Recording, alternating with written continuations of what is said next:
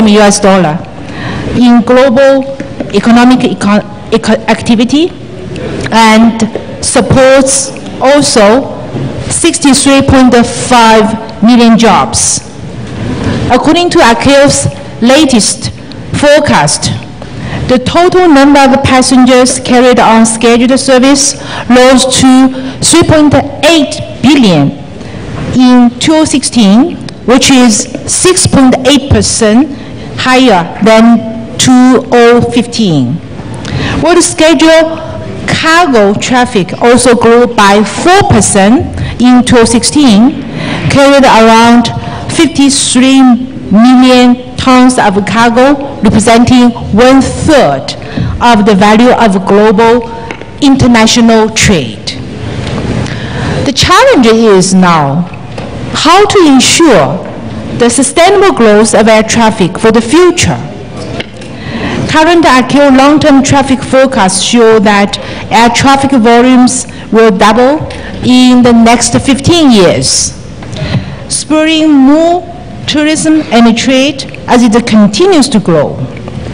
This means approximately 4 billion more passengers and 50 million more tons of cargo will be carried by air transport in the next 15 years.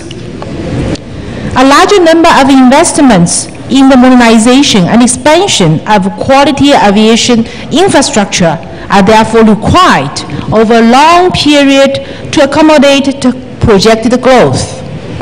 At the same time, public confidence should be maintained that aviation is safe, secure, reliable, and environmentally responsible. I would like to draw your attention to the fact that despite aviation's socio-economic benefits and that is cross-cutting nature and multiple links to other economic sectors, are widely recognized, aviation has not attracted the level of investments which is necessary to truly derive these benefits. Let me please re-emphasize the importance of the incorporation of aviation development priorities into states, national, and municipal development plans, and diversifying fundings and financing sources in partnership with international regional organizations, the industry, as well as the multi-level development banks and other financial institutions. I also encourage states to make use of Icao tools and data which can be of assistance in preparing civil aviation master plan linked to the national growth or development plan. Icao is a custodial agency responsible for collecting and analyzing traffic data and sharing the information with the United Nations system to support agreed global indicator of United Nations 2030 Agenda, SDG, Sustainable Development Goal Target 9.1, development of quality, reliable, sustainable, and resilient infrastructure with a focus on affordable and equitable access for all. This global indicator helps states to take a data-driven approach and address infrastructure gaps through appropriate policy and financing investments. I would like to reiterate that safe, secure, and efficient global civil aviation based on the effective implementation of Icao standards and global plans is dependent upon a sound and economically viable air transport system, which in turn relies on the vibrant, sustainable growth of economy. I suggest that we now open the floor to our discussions, perspectives on the best ways to boost investment in aviation infrastructure and maximize the benefits of aviation. In the interest of efficiency and to manage the time, I would like to please to request that every discount to keep your remarks in 3 minutes, maximum 3 minutes. And our Master of Ceremonies, Ms. Pauline Brown, will ring the bell, and if the 3 minutes is approaching. Let me first invite His Excellency Dr. Ping Lam, Senior Minister of State, Ministry of Transport, Singapore, to take the floor. Dr. Lam, the floor is yours, please.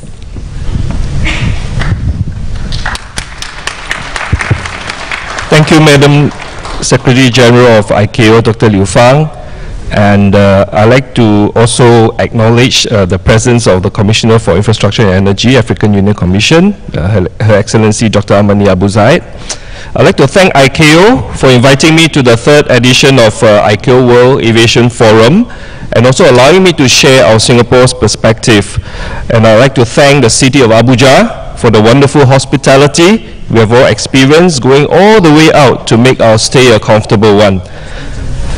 Given that most of us made our journey here by air, I believe we can agree that aviation is a key enabler of economic activity and people-to-people exchanges.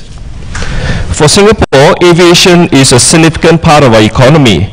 It makes up about 6% of our GDP and contributes more than 160,000 jobs. As a small island state with little resources and no hinterland, aviation is a key means for Singapore to connect with the rest of the world. Corporation's air connectivity has been integral in opening up new markets for us and in attracting more than 7,000 multinational corporations and cover a third of Fortune 500 corporations to base in Singapore. Connectivity to the rest of the world has also shaped our globalized worldview and our identity as a global city. Governments and regulators play a key role in unlocking the benefits aviation can bring to the country and to the rest of the world, and it starts with greater air services liberalization.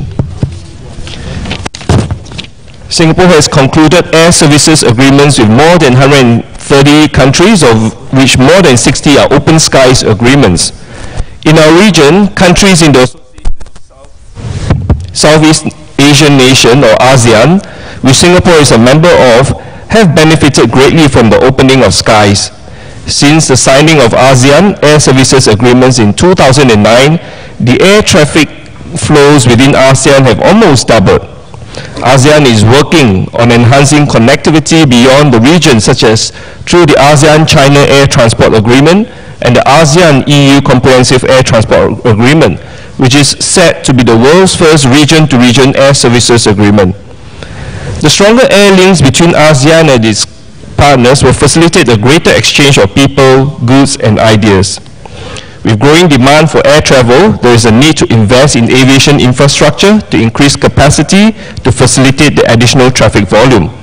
In Singapore, we believe in building capacity ahead of demand. Singapore Changi Airport now serves about 60 million passengers per annum. We recently opened Changi Airport's latest terminal, Terminal 4, on the 31st of October, which gives us a total capacity of 82 million passengers per annum. In 2019, we plan to open Jewel Changi Airport, a lifestyle destination with leisure activities and a large-scale indoor garden and vortex waterfall. Beyond improving passenger experience, Jewel Changi Airport will enhance Changi Airport's inter-terminal connectivity and handling capacity. Even though we have sufficient room for growth with our existing 4 terminals, we've already started planning the next phase of major airport capacity expansion, a new mega Terminal 5 that will give us an additional capacity of 50 million passengers per annum. So to just sum up our discussion, let me just share 2 principles Singapore adopts for funding such investment. First, the government will contribute to the majority share of the cost, and we see airport as a strategic infrastructure which is critical to the economy. And second, we also require all aviation stakeholders, the airlines, passengers, and airports operator who will benefit from the expanded airport capacity to share in the developmental costs. Thank you. Thank you, Dr. Lam.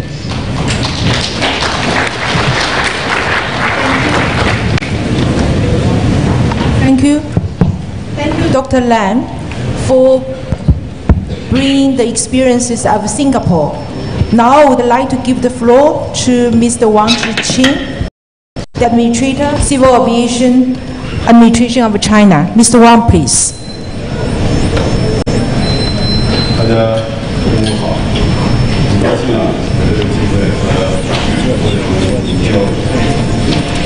航空运输业作为重要的战略竞争力，对经济社会发展是立足不移。大家都知道，随着中国经济的快速的发展，中国的航空运输业40年来一直保持高速发展势。 即便是近5年来，我们仍然保持了12.6%的增长。航空运输在中国综合交通运输中比重从2002年增加到28%。那么我们预计今年中国的运输总出口量将超过1000亿公里。 旅客运输量将超过5.5亿人，那么机场的数量将达到230个，其中30个机场的吞吐量超过1000万人。那么中国有句俗话，就叫做“巧妇难为无米之炊”。在发展的过程当中啊，我们一度遇到非常严峻的挑战，就是缺乏基础设施建设资金的这个问题，基础设施的建设的能力不足，将会既会抑制航空运输的发展，同时呢，也会带来航空安全的隐患。那么为此啊，我们在90年代初期采取了很多办法，归结起来啊，主要有4个方面。第一，首先是在中央政府层面 建立一个专项基金。那么，1992年开始，我们就通过股票税的方式，集中了一部分资金，用于中央政府对机场、空管等基础设施的专项服务。第二个方面呢，叫多种渠道筹措建设资金。2000年，我们把绝大部分机场全部下放到地方政府，由地方政府进行经营管理，这样等于极大的调动各地方政府投资基础设施建设的积极性，那么也因此带来了地方政府的大量投资。第3个方面呢，是不遗余力的拓展我们的机场基础设施建设投入渠道。大家都知道，机场呢既有公益性，也有经营性。那么把一部分可具备经营的项目获取出来，那么通过银行贷款、外国政府贷款以及一些社会融资来解决问题。那么最后一点呢，就是我们针对不同的项目的类别，采取差异化补充方式。比如说，对于基础设施公益性比较强的设施、安全类项目，中央政府投资呢给予高比例的补助。那么对于一些经营项目，更采取是个性化的经营。在这些措施的努力下，目前呢，中国已经建立了一套比较完整的固定资产投资的一个方案。那么这个渠道呢，相对是稳定的。那么这就是包括中央政府、地方政府、社会资金、银行等一些这个金融资本投入，那么保证我们目前发展所需要的基础设施建设的投资力。那么过去年，我们在这方面投资将近4000亿人民币，其中中央和地方政府的投资呢占了将近1半，占了将近。那么， Thank you, Mr. Wang. 银行是一个系统性很强的。Thank you. 中国呢，作为最大的发展中国家，也非常与这个渴望发展的广大发展中国家在发展当中遇到的困难和感同身受。我们也非常赞赏国际民航组织提出的这样一个国家调队的理念。我认为啊，这与习习近平主席在联合国提倡的共建人类命运共同体的倡议非常契合，我们也愿意与在座的，特别是广大发展中国家一道，分享各自的经验，共同的推进我们航空事业的发展。谢谢大家。Thank you. Thank you, Mr. Wang.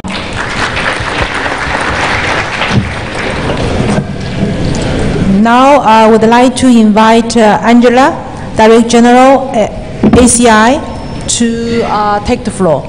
Angela, please. Thank you very much. I'd like to also add my thanks to the Federal Airports Authority of Nigeria, who graciously met and prepared us at the airport, and point out that the chair of the Federal Airports Authority of Nigeria is also the president of ACI Africa.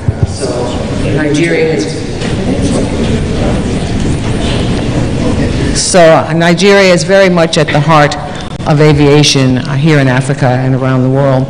I think we've heard two excellent examples of the kinds of actions that can be taken, the kinds of vision and strategies that can be taken to develop the right kind of safe and sustainable infrastructure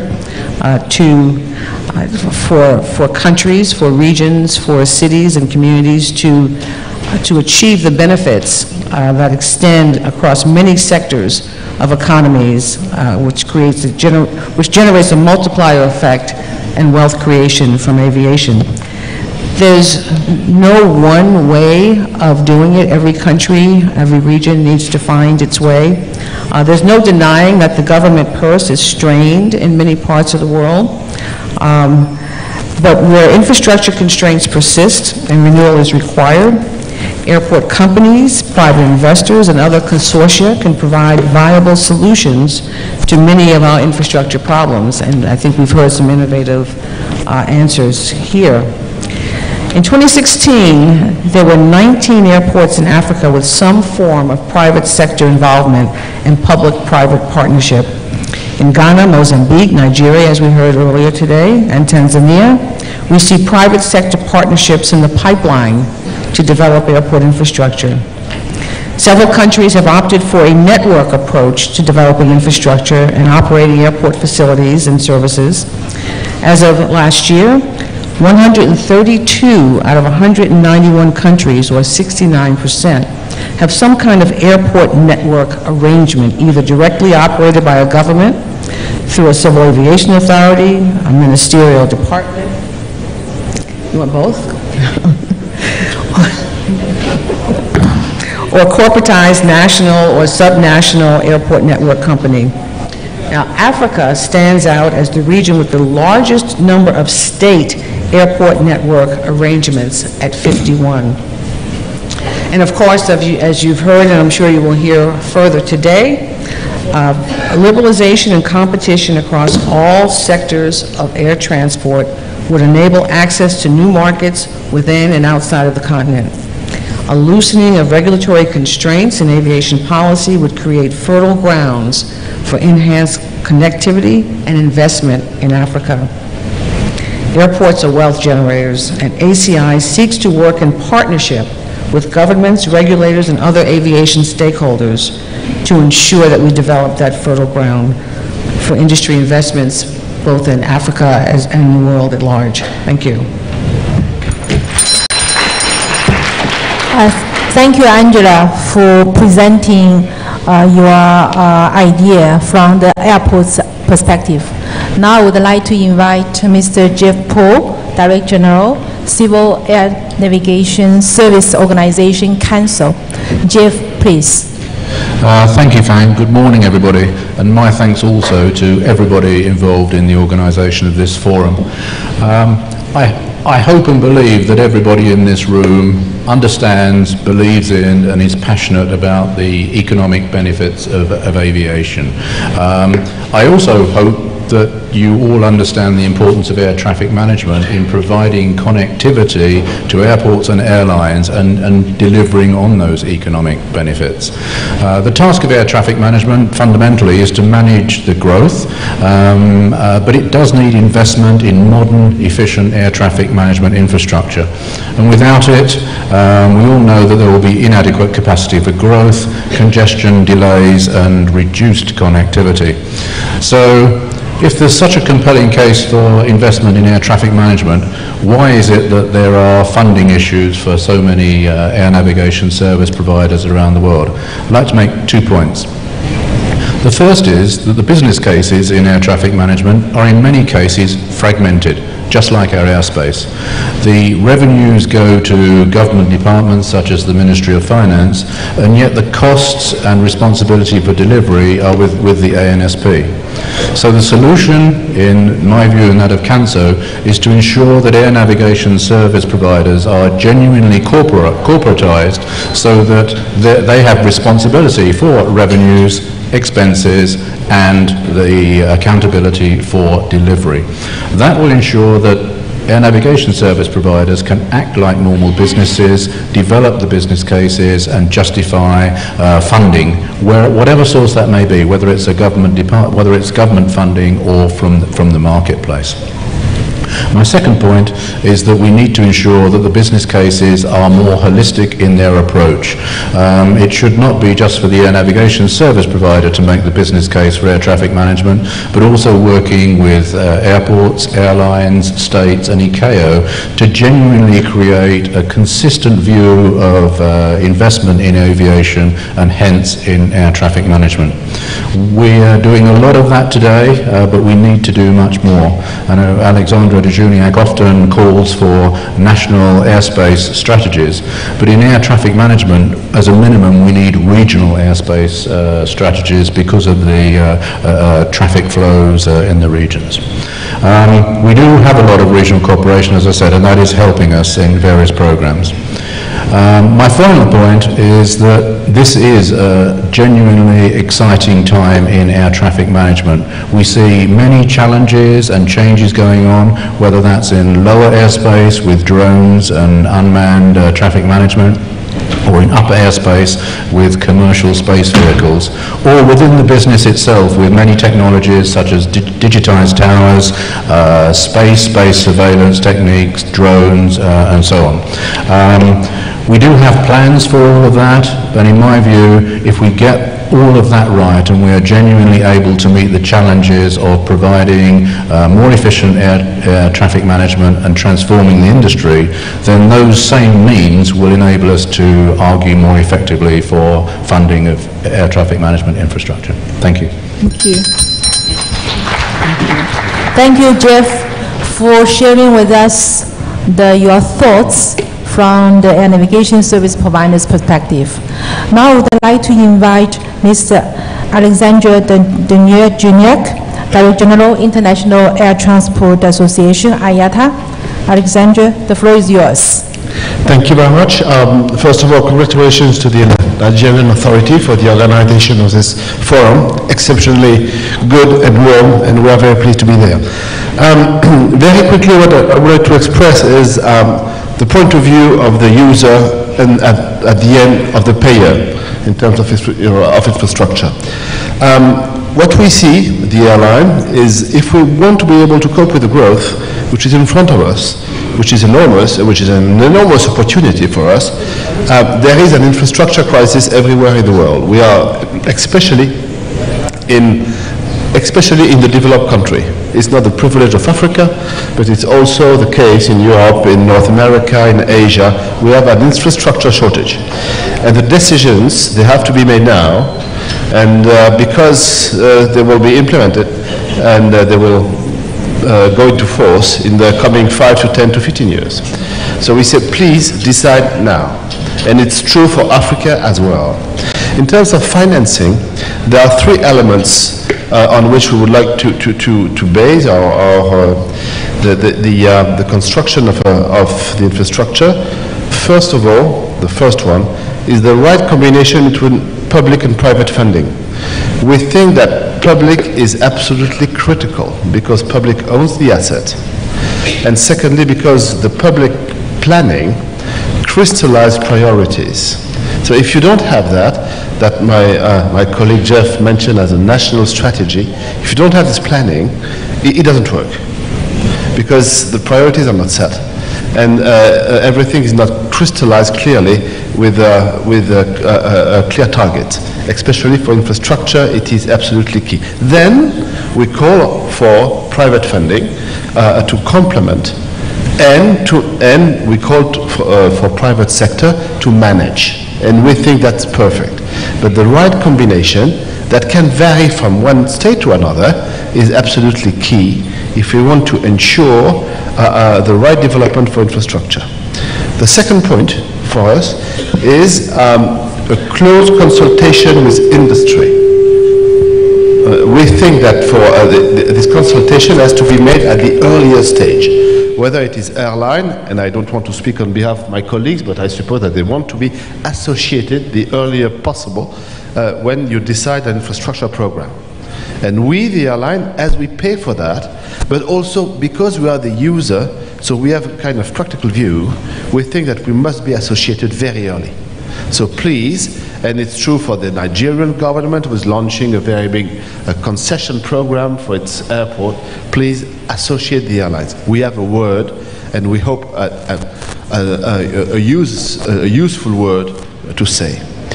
And thirdly, the third pillar, if we want all of this to work, is to have a smart and efficient regulation. Because if the regulation is not appropriate, either you don't have the private money coming, or you have the prices and charges that are skyrocketing, and from the airline point of view, it's not efficient. And from a country point of view, you will deter future investment and future airline and passengers to come over, and so you will reduce your attractiveness in terms of aviation. So that's are the three pillars. Thank you. Thank you, sir. Thank you. Thank you, Alexandra, for presenting us with the airline's view and also your thoughts. Now I would like to invite Mr. Yang Pai, Chairman, International Coordinating Council of Aerospace Industries Associations. Yang, you have the floor, please. So thank you very much. And again, so much has already been said, so I'll just pick up a couple of complementary remarks from my side. So really by intuition doing this speech now. First of all, I think the aviation benefits report is a very good report. All the arguments for why we should invest in aviation is already in that report. I would encourage everybody who hasn't taken a deeper look and analysis into that report that this is what we need to do. Whenever you talk about the need for investment in aviation, be it on infrastructure or be it in any other way, the arguments are to be found in the report, and the convincing arguments on the global benefits are all in there. Now, having said that, I think as well that maybe what has not been mentioned that clearly is how complex the aviation ecosystem is, meaning the high level of interdependencies between the different components of this ecosystem. So I would say that what does this really mean? It means that any bottleneck that exists in any part of this ecosystem would seriously impact the overall global ecosystem, meaning investments in Africa will be very good for European manufacturers, US manufacturers, Chinese manufacturers, etc., etc. Meaning a trouble that can be sorted out wherever it is would have impact on the overall system, because at the end of the day, if the customer's needs to travel freely cannot be handled by airlines that is operating due to a problem either with the airlines or with financing of airlines or with airports or with the manufacturing, with the air traffic management systems, whatever it might be, it is bad for the overall turnout of the sector. So the interdependencies is in there. What does that mean? It means that the high level of return on investment is really, we're all in the same boat here. And the high level of return on investment is for all of us, regardless of who is doing the investment. Any kind of investment that is concerted on the global level would actually deliver a high level of return on investment for everyone. I think in this aspect as well, I would like to underline that yes, even if we would like to see in the best case scenario a globally concerted investment plan to keep this thing up and going, because we all talk about a future prediction of some doubling of the fleet for the coming 20 years. It is very clear that we have different challenges for the time being, and we've heard about a number of challenges here in Africa, but if it's of any if it's of any comfort for you, I could say that we do have a number of challenges in the US, we have a number of challenges in Europe as well. It all comes down to, for example, for what we heard already, the density of the volume and frequency in the sky. We need to have that doubling of the aircraft with new entrants and so on, up running in the same airspace. And new ATM systems, digitalization, cybersecurity, all of that calls for new technologies, all of that never losing track of safety and security. This is key for every one of us in this boat.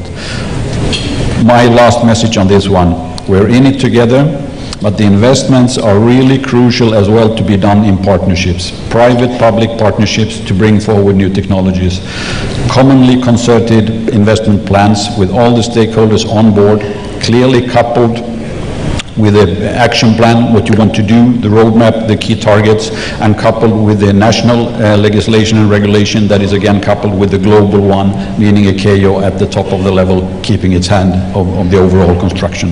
This is key. Thank you. Thank you, sir.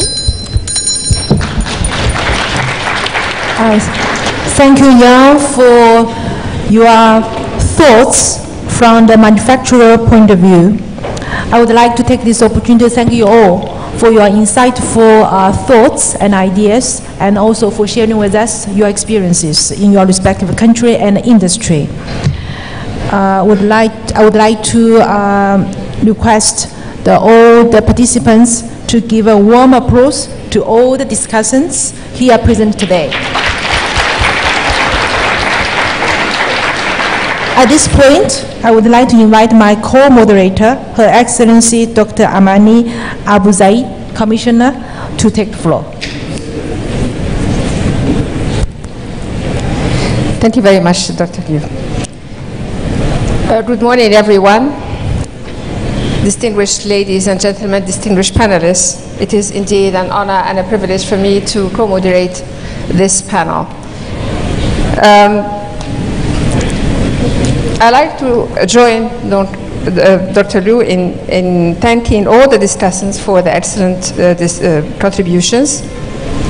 As you all have mentioned, aviation contributes significantly to socio-economic benefits. Therefore, investments in aviation infrastructure is essential for advancing the sustainable development of air transport and maximizing its benefits. I would like to request further input from you on this matter by asking maybe some questions, and maybe I would start right to my left with His Excellency Dr. Lamon. You talked about how for your country, an island state, aviation is vital and important. Africa, we do have 7 island states, and for whom aviation takes a whole different meaning, because it becomes the lifeline. We also heard today that the number of passengers is going to double in the coming years. Now, maybe if you elaborate a little bit more about how did you go about integrating your country through aviation in world and global economy, and maybe what does the doubling the number of passengers, what kind of challenges would that bring to your country? Thank you. Thank you. Thank you very much, Alex, for the question. I think we deny.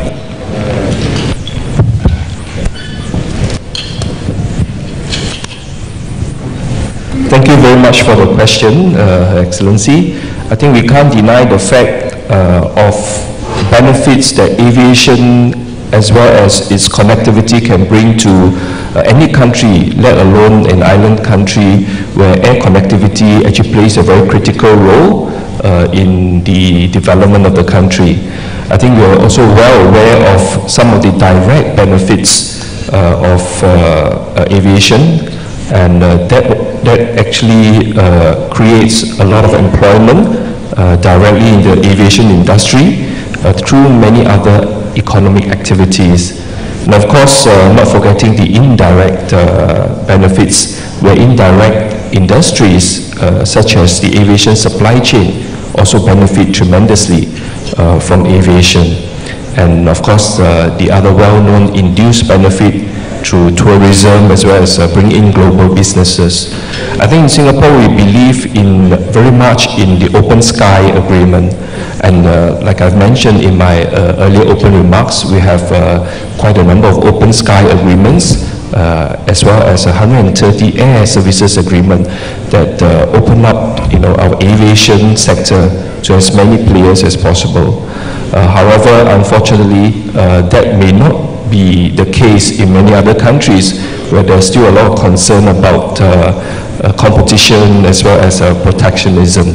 But in order to reap the benefits of the economic development that will bring to the country the open sky agreement, I think this is one area that I will encourage most countries to indulge in.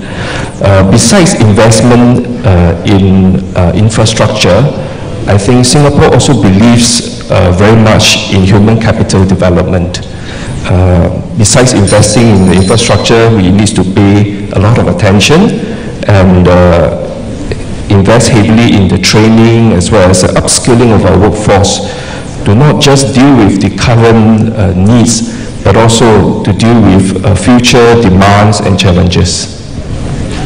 Thank you very much, Dr. Lam. This is very important. I mean, definitely the 2 points that you mentioned in wrapping up your intervention regarding the human capital and the investment infrastructure are very important. And I'm particularly encouraged and pleased with your remarks regarding urging all countries to join to open their skies. That's my plea as well. And now, with Dr. Wang, your country is one of the most important partners for Africa when it comes to infrastructure. Aviation is no exception. We all heard today how important aviation is for Africa. And in investing in the infrastructure necessary for aviation, again, is a prerequisite for the continent to improve to increase its intra-country jobs and other benefits. I want to hear from you, how do you intend, as a country, but also as a partner for Africa, are you intending to further contribute to the global aviation industry and specifically your support to Africa?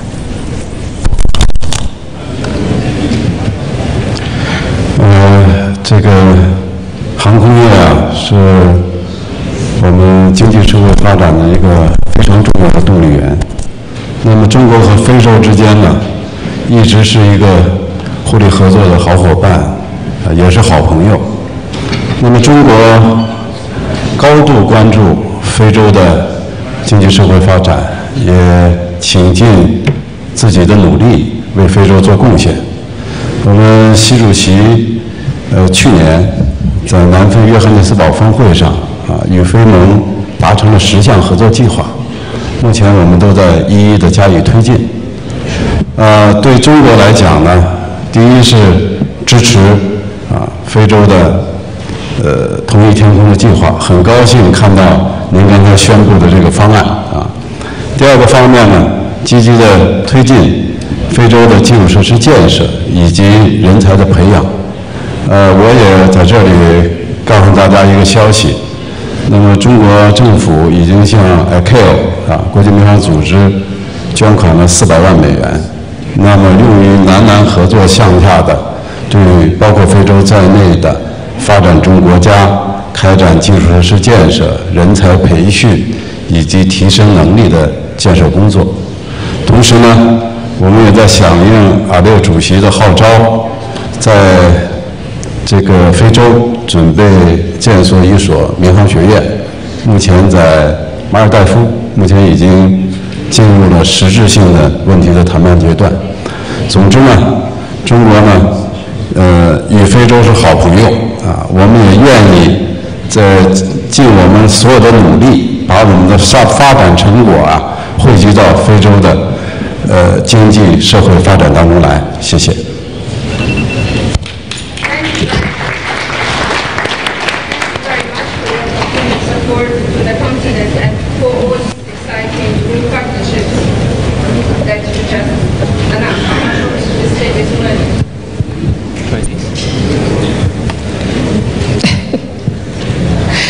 Thank you, Mr. Wan, for the continued support of your country to Africa and specifically, and thank you for the initiatives you just mentioned.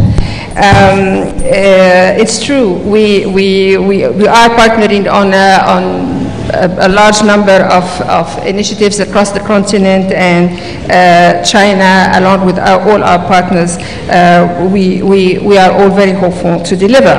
Let me turn to Ms. Gittens again on this issue of the increased number of or the volume of traffic in aviation, number of passengers, and you heard us also talk about this tripling of passengers in Africa and the cargo. What kind of challenges would that bring? How can we Africans reap the benefits? What should we do for the coming years in order to make sure that this industry works for Africa? Well, when we talk about capacity building, it's not just the physical side as we've heard. It's also efficiency, as well as development of human capital, so that we are prepared to take on the challenge. Some of the things that we are doing, for example, working often with Icao and with IATA, are to make the system more efficient, to get more for the infrastructure we already have. And as we develop new infrastructure, don't just do what we've been doing.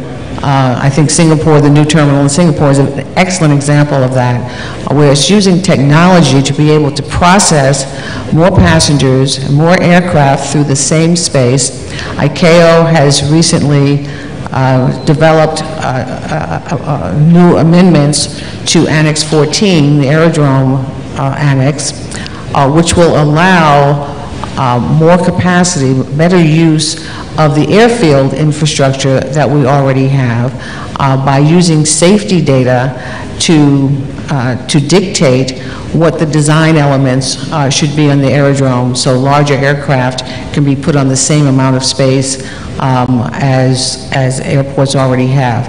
So if we can eke out 10, 15, 20, 25% more from the infrastructure we already have, that both delays the need for greater investment, greater bricks and mortar investment, as well as gives us a little bit more time to find the bigger answers. The other thing is in the processing within the airport, and this requires now all of the players on the platform. The governmental agencies, immigration, customs, security, all of those processes need to be streamlined.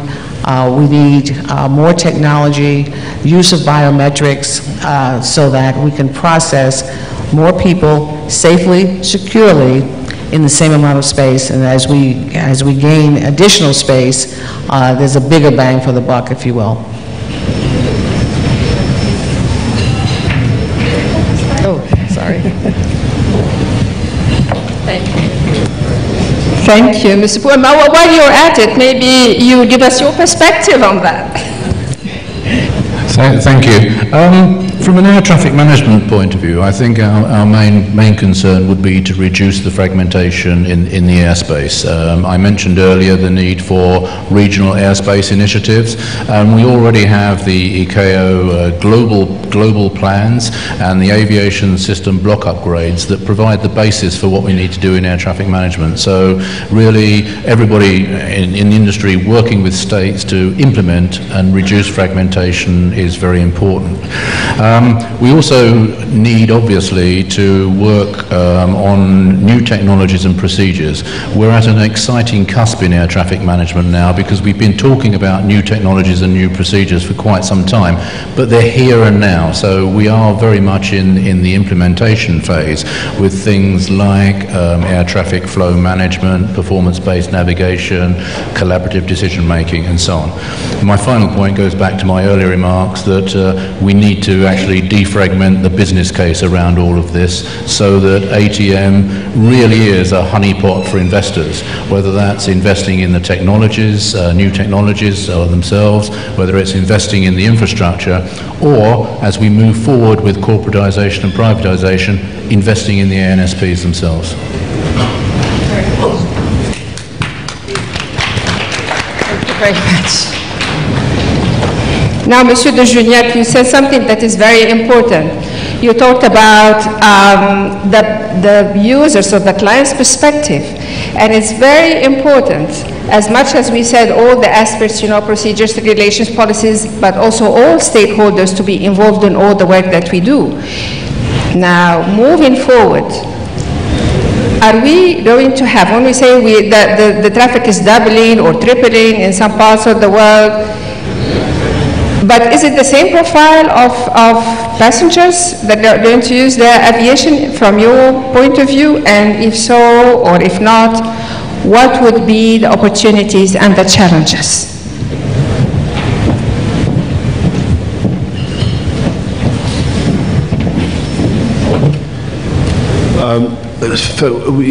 We have the same type of challenges everywhere in the world. We don't have perhaps the same profile of passengers, probably more high contribution passengers in the developed countries, but also a lot of new passengers, and the low cost companies, they have created a new market, bringing people who have never taken a plane on the market, even in the most developed countries.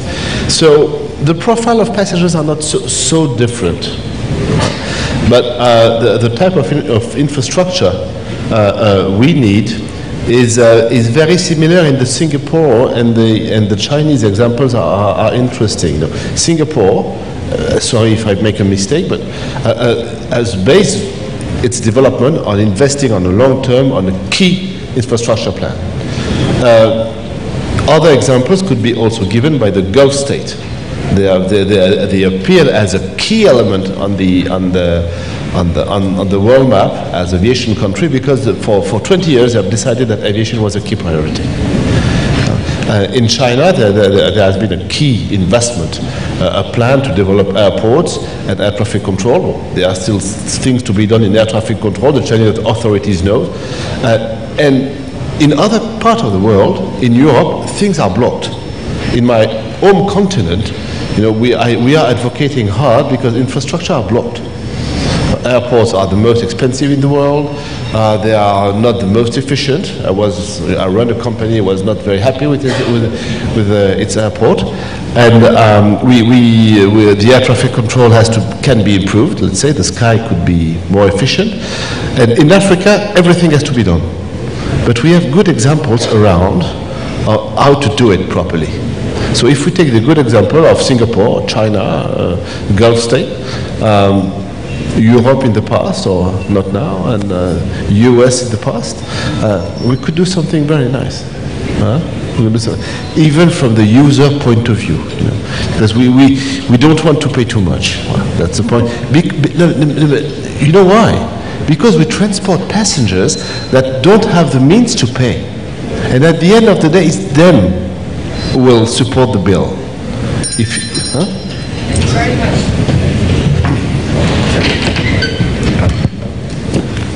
Thank you very much. I think you shed a very important light and from a completely different perspectives than most of the what was said earlier, and I really appreciate your comments. Mr. Pai, is it Pai? To make sure that I'm Pia? Okay. So, well, because Pai, I mean, mathematic pi, there's a dispute. So we still, between the Greeks and the ancient Egyptians, we're still trying to sort out who came up with the pi. So I'm happy that it's period now, so we don't get into this issue now. I was listening very carefully to your intervention earlier because even though technology was mentioned several times in the panel, but you're probably the only one who talked about cybersecurity, who talked about the implications of this new technology in the work that we're going to do in aviation. And we are in the digital age. And I want to know from you how the Internet of Things is going to change this industry. Thank you for that easy one. I think we're really in for a major change, and coming back to start with the air traffic management system, as already has been addressed, I think this is, as everybody knows, these are old technologies used for air traffic management also in the developed regions in the world. So we all realize that digitalization has really gone by far much further in other sectors than in civil aviation already. Now digitalization is not just about air traffic management, it's about everything we do in the civil aviation sector. It actually is about how we produce aircrafts as well, how we do the manufacturing processes and everything. And big data and digitalization will allow us to be extremely much more efficient. When it comes to the ATM systems, it would allow for optimizing the use of the airspace with much more adequate planning from A to B without interferences. And I'd like to think, for example, I'll just give you one. Many of the things that digitalization can do is bringing efficiency to the civil aviation community, but the hinders are not always the technological one, they are the policy ones. And if you think about EU, I come from Europe, think about EU for a second. In EU, when we created EU, we took away the physical borders on ground. We had numerous of physical borders. We had them everywhere. We had facilities, we had fences, we had custom controls, we had people, we had buildings. Everything was removed. Now you can travel freely within EU as you please to do it. And this is, by the way, it's not my remark, it's come from Henrik Hollolay, who is the Director General for Transport in the European Commission. But still, he made a very nice point in a conference in Tallinn. In this space over EU, we've not been able to remove the barriers, despite that they aren't there. We keep them. We don't allow for people to fly the shortest distance from A to B the way we would like to do. Digitalization can achieve that. It's not a technology challenge. However, as we get much more connected, we also increase the interface, if I may, to any kind of attempts for cybersecurity attacks or wherever it might be. So cybersecurity is really becoming a license to keep control of safety and security in this more digitalized world. And we will see a number of changes on business models, on efficiency, on production rates, on air traffic management, but all of those would come with a price tag: keep control of cybersecurity.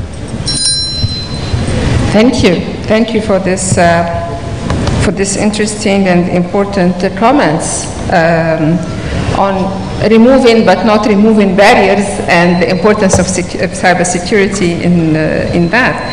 I do have here in my script a second question to all of you.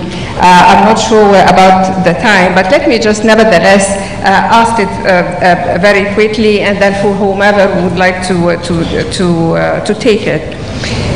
We talk about investment, attracting investments for infrastructure in aviation, and we take in the case of Africa. What do we need to do in Africa beyond the industry itself to attract these investments? If any one of you would like to take the floor. Okay, go ahead.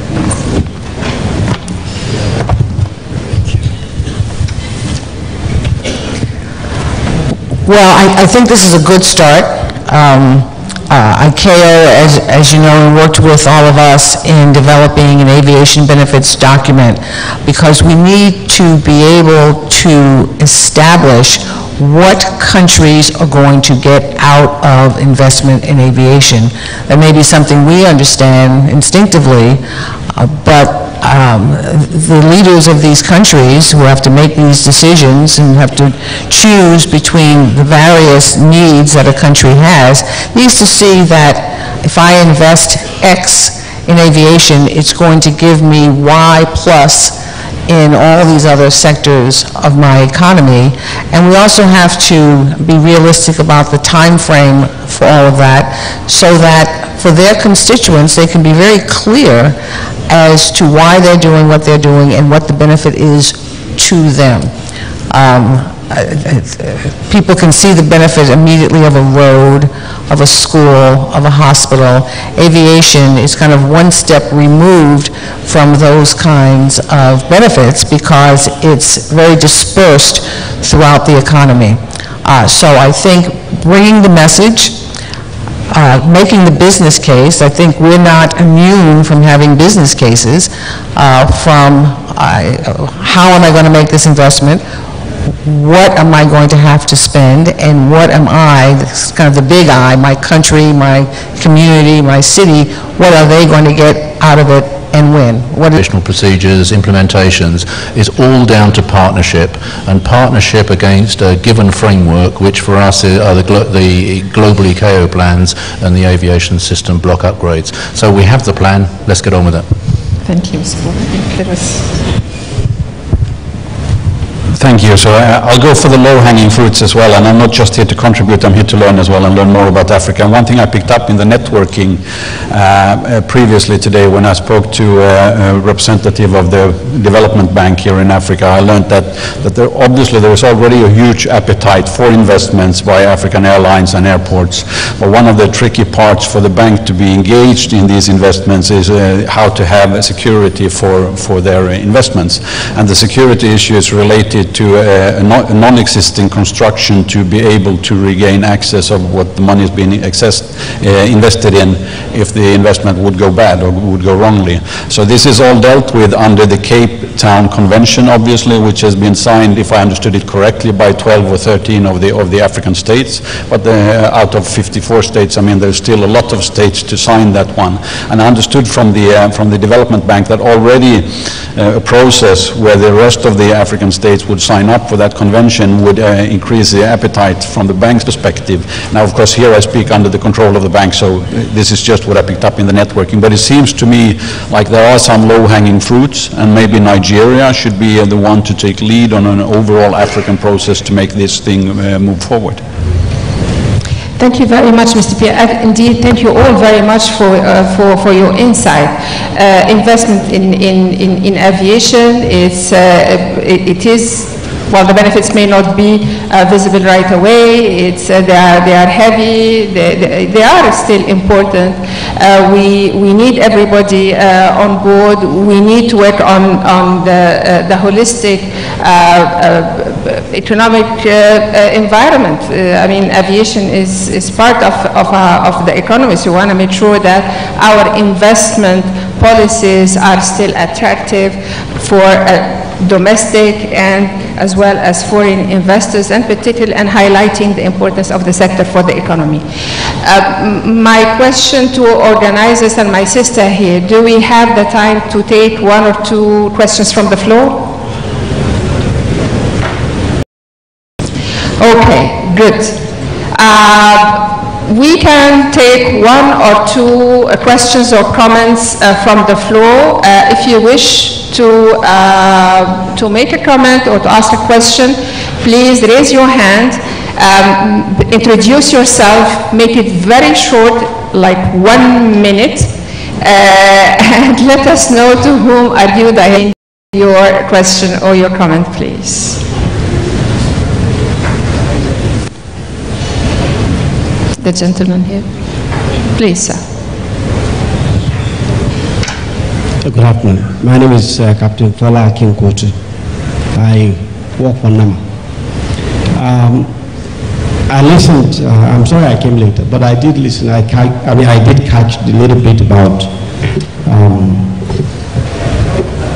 progress that has been made in ATMs. And as an ASP provider, the issue that bothers us sometimes is the question of leapfrogging. In what direction do you leapfrog? You can leapfrog by, you compare the iPad to the IBMs. So we can embrace new technology in our air traffic management system. But the challenge, I think, for Africa is a lot of the equipment that are being used are not capable, or they do not have the equipment on board to be able to take advantage of some of these things. Case in point is Nigeria has a performance-based system, performance-based approaches for a couple of our airports. And it's only one airline that has only been one domestic airline. So if we invest in the development or invest in these technologies, we have to see the benefit. For the rest of the communities doing the same. So you need the common approach. This is my medicine for it. Thank you very much, Mr. P. Distinguished panelists, distinguished participants, ladies and gentlemen, Madame Maître de cérémonie, Maîtresse de cérémonie, je ne sais pas si ça se dit en français ou pas. On behalf of Dr. Liu and myself, I would like to... Ali, for a presentation to the Guyana team. Guyana, please. Icao President, please. Let me make another announcement while she's coming, that you are cordially invited to attend the briefing session on the technical cooperation and assistance programs of Icao tomorrow. On providing assistance to our member states for capacity building in order to ensure that the standards and recommended practices of Icao are implemented globally in a globally harmonized manner. Because in fact, it shouldn't make a difference where you fly to. You should all have assurance of safe, secure. Cameras, please. Celebrate Guyana. Another one round of applause. No country left behind. Thank you.